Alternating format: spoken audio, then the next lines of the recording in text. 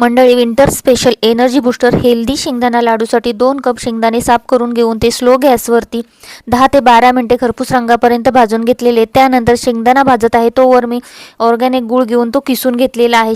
शेंगदाणा एका प्लेटमध्ये थंड करायला ठेवला आणि 1 कप काजू व बदाम घेतलेले आहेत आणि स्लो गॅसवरती तेही खरपूस असे भाजून घेतलेले आहेत. बदामला जोपर्यंत तडा जात नाही तोपर्यंत हे बदाम आहे ते भाजून घेतले. एका प्लेटमध्ये थंड करायला ठेवले. त्यानंतर शेंगदाणा मिक्सरच्या भांड्यामध्ये घालून पल्स मोडला फिरवून घेतलेला आहे. तसेच बदाम व काजूही बारीक करून घेतलेले आहेत.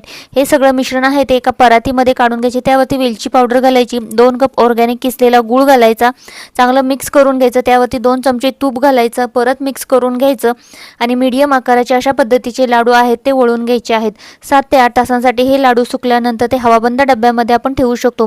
1 ते 2 महिने हे लाडू आहेत ते स्टोअर करून ठेवू शकतो. एनर्जी बूस्टर शेंगदाणा लाडू लहानांपासून मोठ्यांपर्यंत खूप असे पौष्टिक असतात. मग तुम्हीही बनवून बघा आणि चॅनलला सबस्क्राईब